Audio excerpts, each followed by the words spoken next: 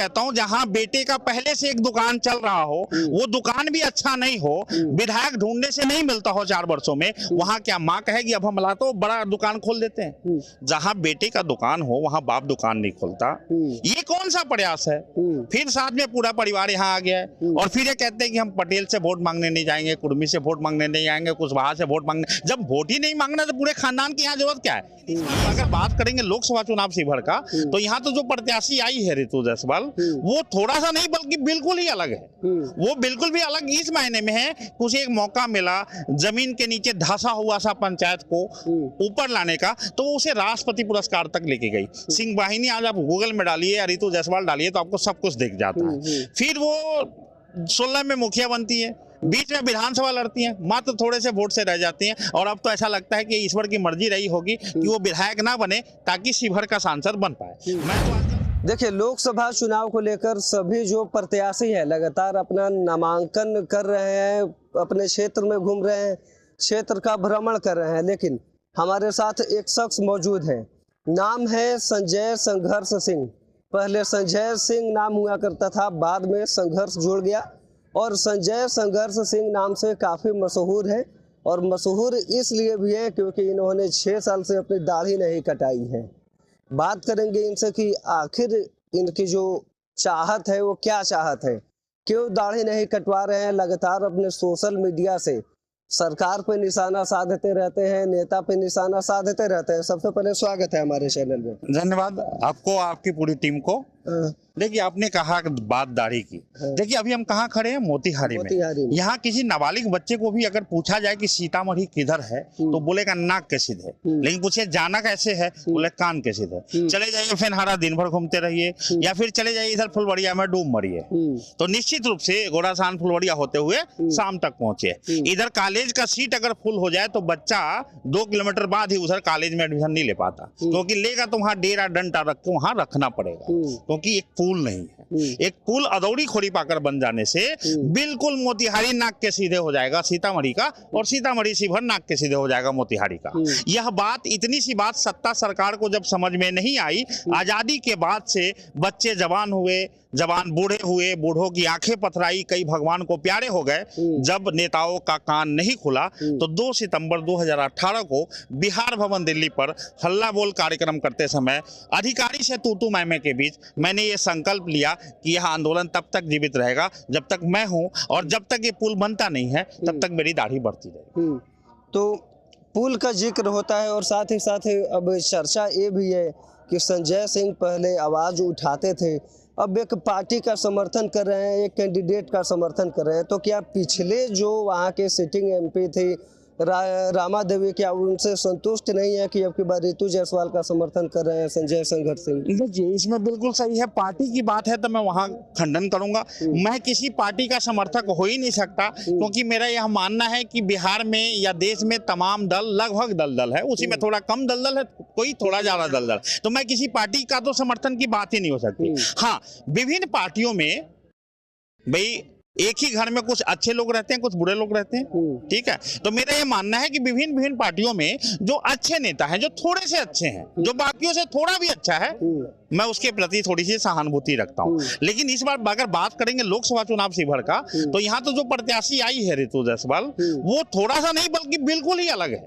वो बिल्कुल भी अलग इस मायने में है, कुछ एक मौका मिला जमीन के नीचे धंसा हुआ सा पंचायत को ऊपर लाने का, तो वो उसे राष्ट्रपति पुरस्कार तक लेके गई। सिंह वाहिनी आज आप गूगल में डालिए या ऋतु जायसवाल डालिए तो आपको सब कुछ दिख जाता है। फिर वो 16 में मुखिया बनती है, बीच में विधानसभा लड़ती हैं, मात्र थोड़े से वोट से रह जाती हैं, और अब तो ऐसा लगता है कि ईश्वर की मर्जी रही होगी कि वो विधायक ना बने ताकि शिवहर का सांसद बन पाए। मैं तो आजकल शादी विवाह में भी जाता हूँ और चुमावन लिखवाता हूँ तो लिखवा देता हूँ शिवहर सांसद ऋतु जायसवाल। अच्छा, तो आपका जब फेसबुक हैंडल में देख रहा था उसमें एक जिक्र था कि अगर सहरसा वाले शिवहर आ गए तो मैं राजनीति में कभी चुनाव नहीं लड़ूंगा, राजनीति में सक्रिय नहीं रहूंगा। क्यों खफा है आनंद मोहन? राजनीतिक प्रयोग है। मैं किसी नेता से खफा नहीं हूँ, आनंद मोहन से खफा नहीं हूँ, या केवल सहरसा से खफा नहीं हूँ। मैं इससे भी खफा नहीं हूँ कि शिवहर में कोई बाहरी चुनाव लड़ने आया है।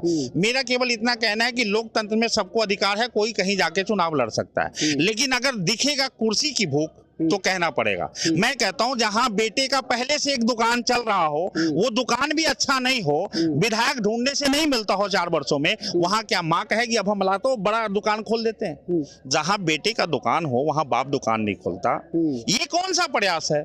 फिर साथ में पूरा परिवार यहाँ आ गया है और फिर ये कहते हैं कि हम पटेल से वोट मांगने नहीं जाएंगे, कुर्मी से वोट मांगने नहीं जाएंगे, कुशवाहा से वोट मांगने। जब वोट ही नहीं मांगना तो पूरे खानदान की यहाँ जरूरत क्या है? ये सब जब देखता हूँ कि विचारधारा नहीं। अब देखिए आनंद मोहन जी जब जेल में थे तो ढाका में एक मंच सजा था, अजीत चौटाला थे और मैं उस मंच से भाषण दे रहा था कि आनंद मोहन जी को बाहर लाना चाहिए। शिवहर में उनकी पत्नी उनके बेटे के साथ मैं मंच पे खड़ा होकर भाषण दे रहा था कि उन्हें बाहर लाना चाहिए। लेकिन बाहर आने के बाद उन्होंने क्या किया? उन्होंने पहले माइक उठाया, पूरे बिहार में तंबू लगाया और जगह जगह जाके बोला 2 गुजराती बेच रहा है, 2 गुजराती खरीद रहा है, प्रधानमंत्री सुरमा भोपाली है, कमल को रौन देंगे। अभी आकर कहते हैं कि नीतीश कुमार की पार्टी से लाए हैं, गमछा रखते हैं मोदी जी का और कहते हैं मोदी जी के नाम पे वोट दे दो। जब यही करना था तो वो करने की जरूरत नहीं थी। मैं कहता हूं कि भाई 4 वर्षों से बेटा विधायक है शिवहर का, एक कुएं का जीर्णोद्धार उसके फंड से नहीं हुआ, लेकिन कहे कि ठाकुर का कुएं में बैठा हूं और राजनीतिक कुएं पर बैठकर तमाम ब्राह्मण देवताओं का अपमान किया। क्या किया? फिर चुनाव में उसका पैर पड़ेंगे। जब यही करना था तो वो नहीं करना था। आप कहते हैं कि शेरों का इलाका नहीं होता है, इलाका कुत्तों का होता है। मेरे बाप ने यहाँ पैदा किया तो इलाका मेरा, शिवहर मेरा, और आपके शब्दों में तो इलाका वाले कुत्ता हो गए। मतलब आपने हमें कुत्ता कह दिया। मतलब बिना इलाके वाले आप हो, बाहर से आ रहे हो, खुद ही नहीं आ रहे हो, खुद लड़ा, पत्नी को लड़ाया, बेटे को लड़ाया, अब बिटिया को लड़ाओगे, दामाद को लड़ाओगे, सबको लड़ाओगे तो कहना पड़ेगा भाई सहरसा शिवहर छोड़ो। क्योंकि शिवहर में 2 समस्या है, एक जो शिवहर की समस्या है और दूसरा जो सहरसा है। तो सहरसा और समस्या दोनों को हम लोग समस्या ही मान रहे हैं, इसलिए सहरसा और समस्या मुक्त शिवहर की बात कर रहे हैं। मैं कहता हूं कि ऐसा लोकतंत्र में नहीं होना चाहिए कि जहां बेटे का दुकान ढंग से चल नहीं पा रहा, उसके ग्राहक संतुष्ट नहीं है, माता श्री आ गई कि भाई हम बड़ा वाला दुकान खोलेंगे लोकसभा का, तो निश्चित रूप से हम लोग विधायक को नहीं ढूंढ पा रहे हैं तो सांसदों को कैसे ट्रेस करेंगे? एक आपका और पढ़ रहा था मैं, जब चुनावी टिकट बंटवारे नहीं हुए थे उस समय आप लिखे हुए थे कि अगर रितु जायसवाल को मिलता है तो जीत कंफर्म है, फारूक शेख रामा सिंह को मिलता है तो ये लोग डाउन हो जाएंगे, और योगी अखिलेश्वर दास 3 लाख पार। योगी अखिलेश्वर दास मैदान में है, राणा रंजीत मैदान में है, किस तरह से समीकरण आपकी बार बदल सकता है? मैंने वही कहा कि जब रितु जायसवाल आएगी तो आरजेडी से टिकट लेके आएगी तो आरजेडी उसका होगा, तय है। लेकिन भाजपा भी उसका होगा, जदयू भी उसका होगा, भले थोड़ी सी संख्या कम या ज्यादा हो सकती है, लेकिन ऐसा बाकी उम्मीदवार के साथ नहीं था। फारूक शेख को टिकट मिलता तो देर सवेर मोदी जी ऊपर बैठे हैं, शिवहर में हिंदू मुस्लिम हो जाता। तो मेरा मानना है जब तक मोदी जी हैं तब तक शिवहर से कोई मुसलमान टिकट लेकर आए और लोकसभा चले जाए, राज्यसभा जा सकता है। मैंने फारूक शेख को भी कहा कि देर सवेर चले जाना चाहिए, तो ये एक समस्या थी। मैंने कहा अगर टिकट रामा सिंह को दे दिया जाएगा आनंद मोहन जी के अगेंस्ट, तो निश्चित रूप से लोग कहेंगे अरे जानबूझ के जो है बाबू साहब लोग लड़ने आए हैं, आपस में लड़ेगा नहीं, जीत के जाना है लवली आनंद को, तो सब लोग योगी पर शिफ्ट हो जाते हैं। तो मैंने कहा उस कंडीशन में योगी जी 3 लाख पार जा सकते हैं। लेकिन अभी सिचुएशन बदला है, सिचुएशन बदला है कि एक बेहतरीन प्रत्याशी रितु जायसवाल आ गई, इसकी एंट्री के बाद पूरा समीकरण ही ध्वस्त हो गया। उसके बाद योगी जी का भी मैं कह सकता हूं कि मैं आंकड़ा नहीं देना चाहिए, लेकिन मुझे लगता है योगी जी खूब मेहनत करना पड़ेगा योगी जी को 50,000 से ऊपर आने में।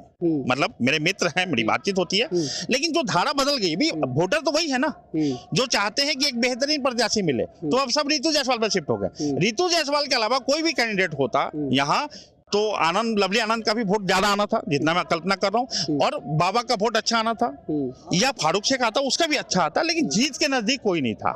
एक यही है, अब रितु जायसवाल ऐसा लग रहा है कि 1 नंबर पे स्थापित हो गई है।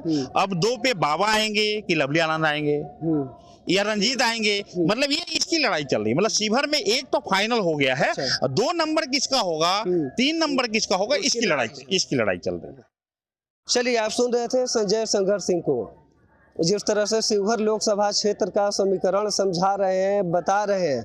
तो अब देखना है कि शिवहर में कौन बाजी मारता है। जहां एक तरफ लवली आनंद 4 मई को आती है, 4 मई को नॉमिनेशन 1 तारीख को आती है, 29 को, जहां लवली आनंद 29 मार्च को आती है, नॉमिनेशन करती है और कहती है कि हमें सर्टिफिकेट की जरूरत ही क्या है, हमें तो जनता ने जीत के मुहर लगा दी है। लेकिन देखना ही है कि 4 जून को जब काउंटिंग होगी, सर्टिफिकेट मिलेगा, तो सर्टिफिकेट किसको मिलता है। बाकी आप सत्याग्रह लाइव मैं थोड़ा सा इसमें ऐड ऑन करना चाहूंगा। देखिए आज शनिवार दिन है, बजरंगबली का दिन है, 4 मई है, मंगलवार भी बजरंगबली का होता है, वो 4 जून है और उस दिन गिनती है। हम आज भी मोतिहारी में जहां खड़े हैं, मैं दावे के साथ कहता हूं कि फिर हम एक बार खड़े होंगे 4 जून को। आज भी उत्साहित होकर जा रहे हैं और उस दिन भी टिकट हाथ मतलब सर्टिफिकेट हाथ में लेकर उत्साहित होकर जाएंगे। अच्छा। इसका मतलब मेरा केवल इतना कहना है आपको कि देखिए, चुनाव कोई भी जीतेगा कोई भी हारेगा, जनता हर बार हारती रही है। नेता चुनाव जीतता है, जनता हारती रही। पहली बार शिवहर में जनता जीतेगी, इसलिए जनता जीतने का पूरा प्रयास कर चुकी है, प्रारंभ कर चुकी है। और मैं तो आजकल चुनाव में भी जाता हूं तो लिखवाता हूं शिवहर सांसद ऋतु जायसवाल। लोगों ने कहा क्या, मैं कहा बस केवल फॉर्मेलिटी रह गई है ये जानने का कि अंतर कितने वोट का होगा।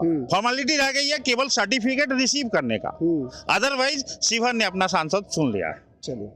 चलिए आप संजय संघर्ष सिंह को सुन रहे थे। बाकी अपनी प्रतिक्रिया कमेंट बॉक्स में साझा कीजिएगा। आप सत्याग्रह लाइव देख रहे थे, मैं हूं सानू पांडे। बहुत बहुत धन्यवाद।